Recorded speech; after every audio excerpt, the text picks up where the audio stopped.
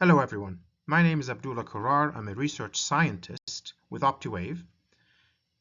Today we'll be discussing part 2, modeling laser RIN suppression using balanced photodiodes in OptiSystem. I strongly encourage you to check part 1 of this two-part series. In this short presentation, we will attempt to validate using OptiSystem a very simple experimental setup for relative intensity noise suppression using balanced photodetectors in the presence of an RF tone. The setup exhibits a laser source with RIN noise, RF tone with 180 degrees phase shift difference imprinted onto a Mach-Zehnder modulator structure, followed by balanced photodetectors where the RF signal is indicative of the amount of noise suppression. We will be examining the setup with two types of laser sources, an ideal single-mode laser modeling a DFB laser and a CW laser measured component where the RIN level could be set directly. The details of the experimental setup could be found in the following reference: Distributed Balanced Photodetector for RF Photonic Applications. The setup is fairly simple. We have a DFB laser followed by an X-coupled Mach-Zehnder modulator structure where an RF input signal is shifted by 180 degrees in one of the arms, producing a optical signal that is fed into a receiver end structure with balanced photodetectors.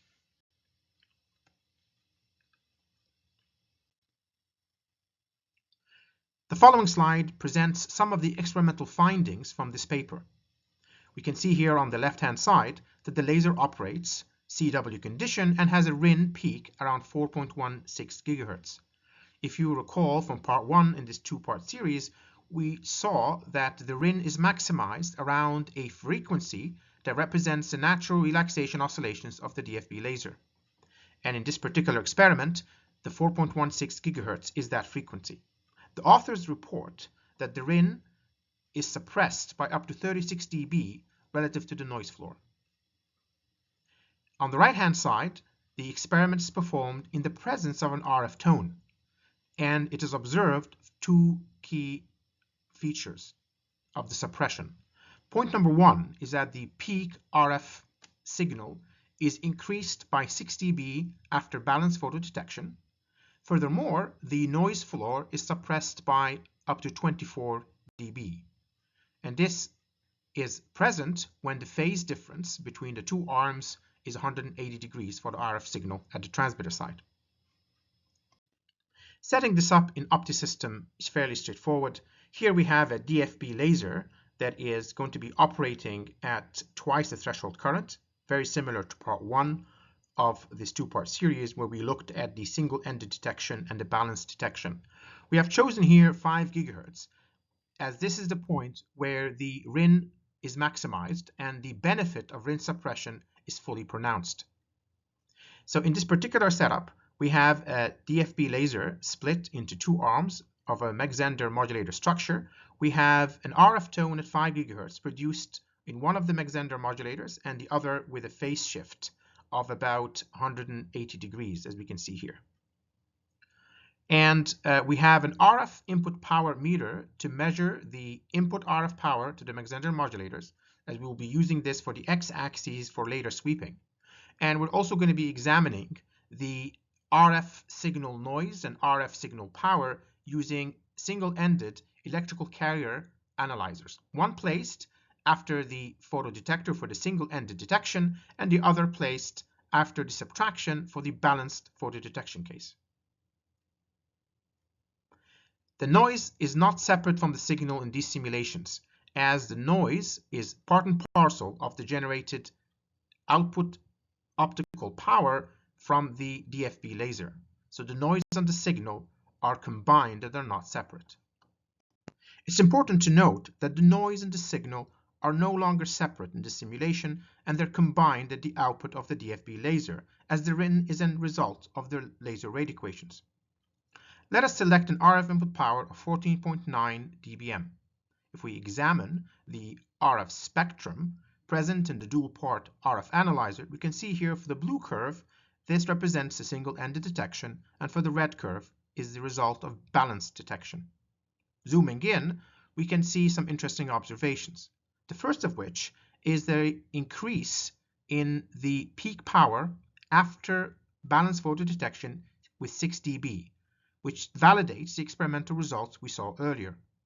Furthermore, the noise floor is reduced by 7 dB, which indicates successful RIN noise suppression. Now, our goal is to measure the signal-to-noise ratio for the RF carrier before and after balanced photodetection. And we must realize that since the signal and the noise are combined, which is different than the typical OptiSystem simulation where the noise and the signal are separate. Thus, we must measure the signal and noise ourselves manually. We will designate a frequency of 5 GHz to measure the signal power and a frequency that is in the vicinity of the carrier, which is around 5.1 in this particular example, to measure the noise level. For both of those measurements, we'll use 10 MHz bandwidth filter. This can be easily set up with the electrical carrier analyzer component in OptiSystem. Here we designate the frequencies for the signal and for the noise that we'll be measuring ourselves. And we will select the total power, as this assumes that the signal and the noise are added together. We will take the total power and we will also look at the 5.1 GHz frequency to measure the noise power. And from those two, we can measure the signal-to-noise ratio. You can examine the final results by looking at the RF input power through sweeping the gain on the RF port into the Mach-Zehnder modulators, and we can observe the change in the signal power as the gain increases, and the curves in blue show those for the signal power and the noise power with single-ended photodetection, and the ones in red show the signal power and noise power with balanced photodetection. And the results do indicate validation of the previous experimental results. We can show that there's indeed a 6 dB improvement in the signal power and about a 7 dB reduction in the noise power. This obviously will change and fluctuate based on the input RF power. For the median improvement of about 13 dB SNR improvement relative to single-ended detection with balanced photodetection. In part 1 of this series, we examined the requirements for RIN suppression with balanced photodetectors and the CW laser measured component. This particular component allows us to set the RIN level for all frequencies using this parameter RIN. In this particular case, is set to minus 130 dB per hertz. However, to get successful suppression of the RIN with balanced photodetectors, you must ensure that the Convert Noise Bins flag is enabled in the Noise tab of the CW laser measured component. This enables the noise and the signal to be added together in a similar way to the DFB laser in the previous simulation. And this indeed does show, in this particular case, single-ended detection resulting in a higher noise level than balanced detection. I strongly encourage you to check part 1 of this 2-part series. In this particular simulation, we were replacing the DFB laser with a CW laser measured component. This component has 2 particular benefits. The first one is that we're going to be setting the RIN to a level that we pre-designed, for example, minus 130 dB per hertz. And this will be the same RIN throughout all frequencies. As such, we can apply an RF tone at any frequency that we desire. In this particular case, we'll be setting it to 11 GHz and also ensuring 180 degrees phase difference between the RF signals as to maximize the amount of RIN suppression after balanced photodetection. We'll be looking at the RF input to measure the input power in our x-axis for sweeping, and we'll be also looking at the signal-to-noise ratio as previously examined using the electrical component analyzers. And let's take an RF input of 9.981 dBm, and we can see here indeed a very similar effect as before, 6 dB improvement in the RF signal power and an about 8 dB reduction in the RIN noise level due to balanced photodetection.